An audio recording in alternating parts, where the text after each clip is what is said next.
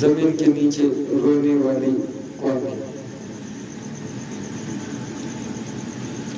साल 2003 मुंबई के बाहर एक नई कॉलोनी बनाई गई थी, शांतिवन रेसिडेंस। लेकिन ओपनिंग के सिर्फ 18 दिन के बाद पूरी कॉलोनी खाली हो गई। 87 लोग गायब। कुछ लोग की लाशें मिली, लेकिन उसके चेहरे पर आंखें नहीं थी। सरकार ने पूरी तरह जगह बंद कर दी और रात में वहां जाने पर रोक लगा दी। कहा जाता था रात के 3 बजे जमीन के नीचे रोने की आवाज आती है। 23 साल बाद 4 पैरानॉर्मल ब्लॉगर्स उस कॉलोनी में पहुंचे, निखिल, पूजा, आदित्य और फराज। उनका प्लान था इंडिया की मोस्ट हंटेड कॉलोनी एक्सप्लोर करना। रात के 2:40 वे लोग कॉलोनी के अंदर चले गए। पूरी जगह सुनसान, हर बिल्डिंग टूटी हुई, खिड़कियां अपने आप हिल रही थी और फ्लैट के दरवाजे अंदर से खरोच के निशान थे।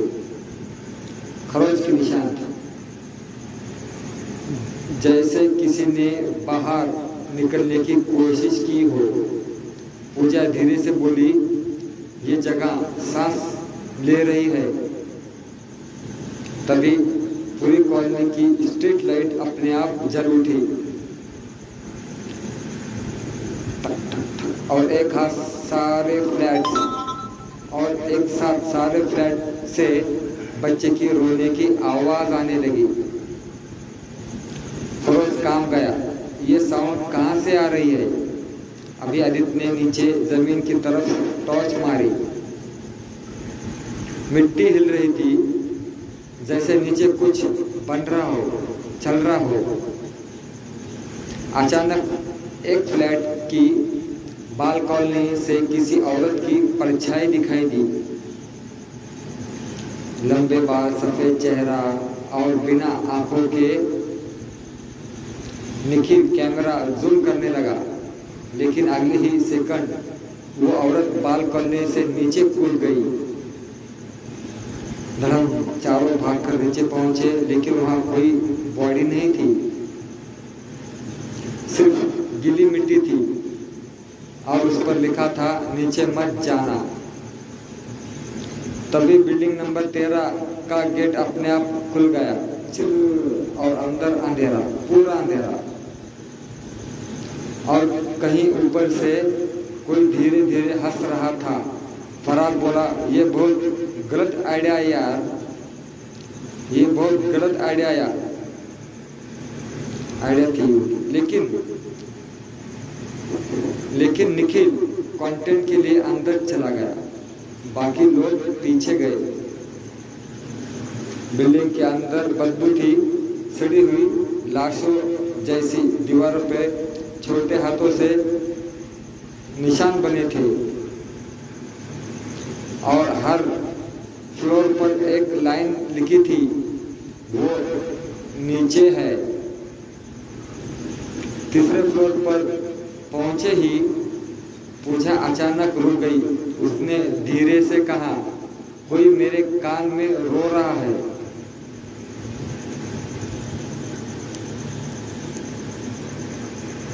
सब चुप हो गए। फिर सब सच में आवाज आई, एक बच्चे की,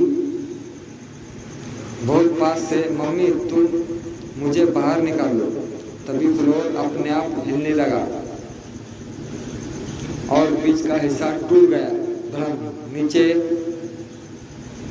एक बहुत बड़ा अंडरग्राउंड ट्यूनल था, जिसके अंदर हजारों मोमबत्तियां जल रही थी। चारों नीचे गिर पड़े। अंदर पहुंचते ही उन्हें समझ में आया, पूरी कॉलोनी के नीचे एक और शहर बना हुआ था, पुराना, सड़ा हुआ, और दीवारों पर लटकी थी इंसानों की खोपड़ियां। अचानक ट्यूनल से लगे पुराने स्पीकर चालू हुए, फिर आवाजें आई। नई आत्माएं नीचे आ चुकी थी, नई आत्माएं नीचे आ चुकी है। पूजा रोने लगी, हम यहाँ से निकलना है। लेकिन ऊपर जाने का रास्ता गायब हो चुका था। तभी दूर अंधेरे में लोग खड़े दिखाई दिए, दर्जनों लोग, सबके सिर नीचे झुके हुए।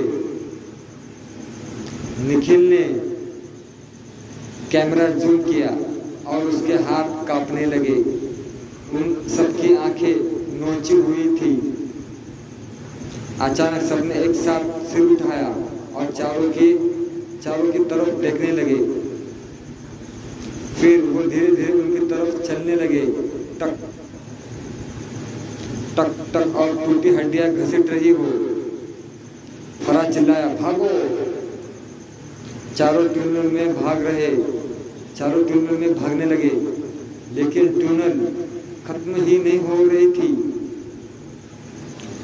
हर मोड़ पे वही लोग खड़े मिलते और दीवार के खून से लिखा था, नीचे वाले भूखे हैं। तभी आदित्य अचानक रुक गया। उसने धीरे से कहा, मेरे पीछे कोई चल रहा है। बाकी 3 रुके, लेकिन वहां कोई नहीं था। फिर आदित्य की परछाई हिलने लगी, जबकि वो खुद खड़ा था। पूजा चीख पड़ी। आदित्य का शैडो धीरे धीरे जमीन से बाहर आने लगी और अगले ही पल वो काली आकृति बन गई, बिना चेहरे की। उसने आदित्य का सिर पकड़ा और दीवार पर दे मारा। धड़म, खून पूरी दीवार पर फैल गया। अब सिर्फ 3 लोग बचे थे। वो भागते भागते एक बड़े हॉल में पहुंचे। बीच में एक बहुत बड़ा गड्ढा था और नीचे से हजारों लोग के रोने की आवाजें आ रही थी। निखिल ने टॉर्च नीचे डाली और उसकी चीख निकल गई। गड्ढे के अंदर हजारों लोग जिंदा दबे हुए थे, सबके हाथ ऊपर निकले हुए, सबको मदद मांग रहे थे। हमें बाहर निकालो, बहुत अंधेरा है, वो हमें खाने आ रहा है। तभी गड्ढे के अंदर 2 विशाल लाल आंखें खुली।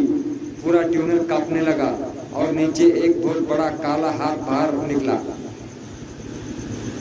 इतना बड़ा कि पूरा इंसान पकड़ सके। फराज डर के मारे भागा, लेकिन जमीन के नीचे से दर्जनों हाथ निकले और उसे मिट्टी के अंदर खींच लिया। उसकी चीख धीरे धीरे बंद हो गई। अब सिर्फ निखिल और पूजा बचे थे। तभी स्पीकर में चालू हुए, एक आत्मा और चाहिए। पूजा कांपने लगी, लेकिन अचानक उसकी मुस्कान बदल गई और धीरे धीरे उसने निखिल की तरफ देखा। अब उसकी आंखें पूरी काली थी। मैं 23 साल से नीचे फंसी थी। निखिल पीछे हट गया। पूजा, लेकिन वो पूजा नहीं थी, कुछ और उसके अंदर आ चुका था। उसने अपना मुंह खोला और उसके अंदर से दर्जनों आवाजें निकलने लगी, अब तू नीचे रहेगा। अचानक पूरा ट्यूनल अंधेरे में डूब गया। निखिल भागने लगा, लेकिन हर तरफ वही काली आंखें दिखाई देने लगी। और फिर उसके कैमरे की आखिरी रिकॉर्डिंग मिली। वीडियो में सिर्फ निखिल की कांपती आवाज थी। अगर कोई ये वीडियो देख रहा है, वो शांतिवन कॉलोनी के नीचे मत जाना। अगर कोई ये वीडियो देख रहा है तो शांतिवन कॉलोनी के नीचे मत आना, क्योंकि नीचे कुछ जिंदा है। फिर कैमरा धीरे धीरे ऊपर उठता है और आखिरी फ्रेम में दिखाई देता है पूरा अंडरग्राउंड कॉलोनी में हजारों लोग दीवार पर चिपके खड़े थे। सबकी आंखें काली और बीच में 20 फुट लंबा काला प्राणी जो सीधे कैमरे की तरफ देख रहा है। फिर वीडियो अचानक बंद। लेकिन कहते हैं जिसे भी वो ओरिजिनल फुटेज पूरी दिखी, उस रात 3 बजे जमीन के नीचे से रोने की आवाजें सुनाई देती है। अभी उसी रात 3 बजे जमीन के नीचे से रोने की आवाज सुनाई देने लगी। जिसने भी वो फुटेज ओरिजिनल पूरी दिखी, उसे रात के 3 बजे नीचे से रोने की आवाज आने लगी। चलो दोस्तों, ये कहानी यही खत्म हो गई। काल्पनिक कथा है, कोणता गोष्टीचा कसं काय संबंध? काल्पनिक कथा आहे, फक्त हे तुमच्या मनोरंजनासाठी मनोरंजन करण्यासाठी बनवलं। कोणत्या गोष्टीशी कशाशी काही संबंध नाही, हे तुमचं फक्त मनोरंजन करण्यासाठी व्हिडिओ बनवला आहे, बाकी कोणता कशाचा काही संबंध नाही। कमजोर दिल के ना लेके मित्रांनो, हे व्हिडिओ कमजोर दिल के ना लेके, कमजोर मनाच्या माणसासाठी हा व्हिडिओ नाही मित्रांनो। ज्याने ही काल्पनिक कथा आहे, कमजोर दिल के ना लेके दोस्तों। चला मित्रांनो, आमचा हा व्हिडिओ इथे समाप्त करतात। लाईक करा, सबस्क्राईब करा, कमेंट करा, आमचा व्हिडिओ कसा वाटतो हे आम्हाला कळवा। लाईक व सबस्क्राईब जरूर करा, शेअर करा। काल्पनिक कथा आहे, कमजोर दिल के ना लेके, काल्पनिक कथा आहे, कोणता गोष्टीचा कशाचा काही संबंध नाही। Bye bye. तो दोस्तों,